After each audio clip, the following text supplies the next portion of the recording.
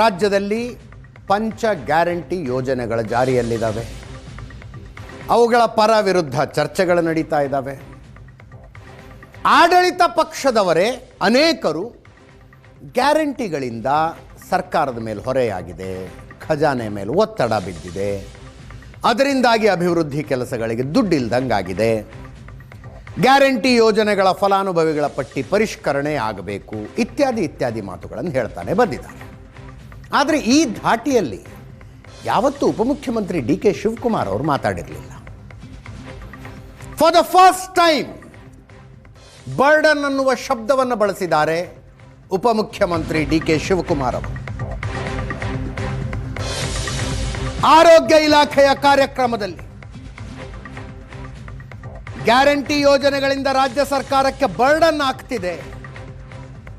ಯಾಕೆ ಗ್ಯಾರಂಟಿ ಸರ್ಕಾರ ಕೊಡ್ತಾ ಇದೆ ಅಂದರೆ ನಿಮಗೆ ಧೈರ್ಯ ತುಂಬಬೇಕು, ನಿಮಗೆ ಧೈರ್ಯ ತುಂಬೋದಕ್ಕೆ ನಾವು ಗ್ಯಾರಂಟಿ ಕೊಡ್ತಾ ಇದ್ದೀವಿ. ಮಾನಸಿಕವಾಗಿ ಆರ್ಥಿಕವಾಗಿ ಧೈರ್ಯ ತುಂಬೋದಕ್ಕೆ ಗ್ಯಾರಂಟಿ ಅಂತ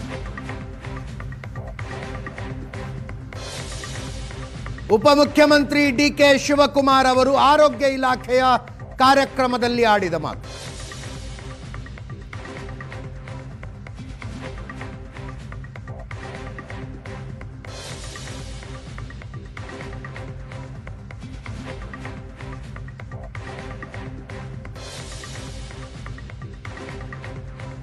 ಎಷ್ಟು ನಮ್ಮ ಸರ್ಕಾರ ಕೂಡ ಬಜೆಟ್ ಅಲ್ಲಿ ಹೆಲ್ತ್ ಡಿಪಾರ್ಟ್ಮೆಂಟ್ ಏನಾದ್ರು ಡಿಮ್ಯಾಂಡ್ ಇತ್ತು ಅಂತಂದ್ರೆ ವಿ ನೆವರ್ ಕಾಂಪ್ರಮೈಸ್.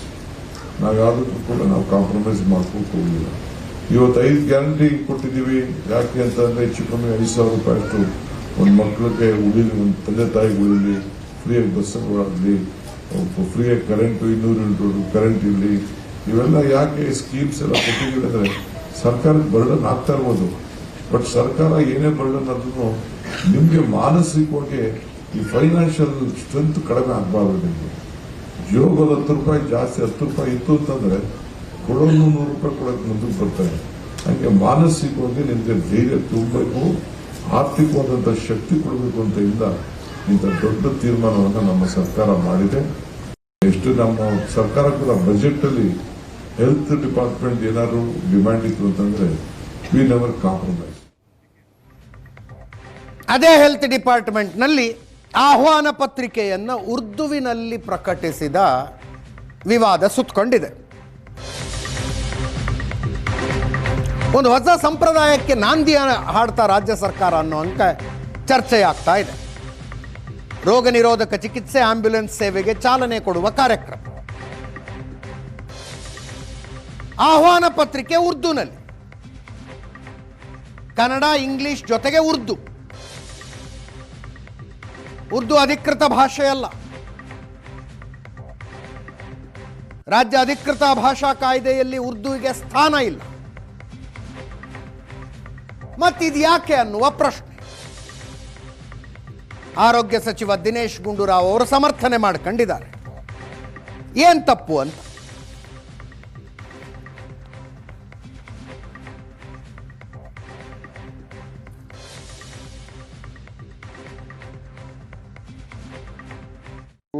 ಉರ್ದು ಒಂದು ಭಾಷೆ ತಾನೆ, ಅಧಿಕೃತ ಭಾಷೆ ಕನ್ನಡ ಇದೆ ಸರ್. ಕನ್ನಡದಲ್ಲಿ ಆಗಿದೆ,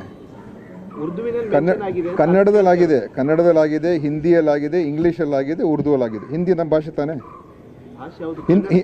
ಕನ್ನಡದಲ್ಲಾಗಿದೆ, ಇಂಗ್ಲೀಷಲ್ಲಾಗಿದೆ, ಹಿಂದಿಯಲ್ಲಾಗಿದೆ, ಉರ್ದುವಲ್ಲಿ ಮಾಡಿದ್ದಾರೆ. ಯಾಕಂದರೆ ಆ ಒಂದು ಜನರು ಕೂಡ ಉರ್ದು ಪತ್ರಿಕೆಯಲ್ಲಿ ಕೂಡ ಹೋಗ್ತದೆ. ಅವ್ರು ಓದೋರು ಇದ್ದಾರೆ. ಉರ್ದು ಪತ್ರಿಕೆಗಳಿಲ್ವಾ ನಮ್ಮ ಬೆಂಗಳೂರಿನ ರಾಜ್ಯದಲ್ಲಿ? ಉರ್ದು ಪತ್ರಿಕೆಗಳಿಲ್ವಾ?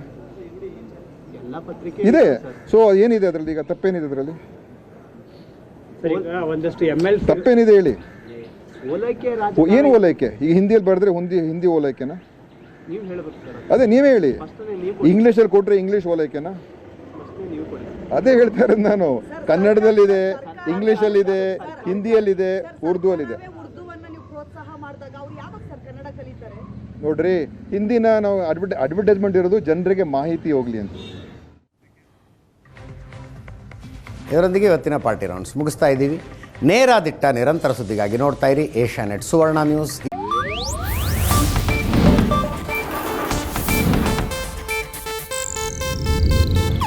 ಇದು ಏಷ್ಯಾನೆಟ್ ನ್ಯೂಸ್ ನೆಟ್ವರ್ಕ್ ಪ್ರಸ್ತುತಿ.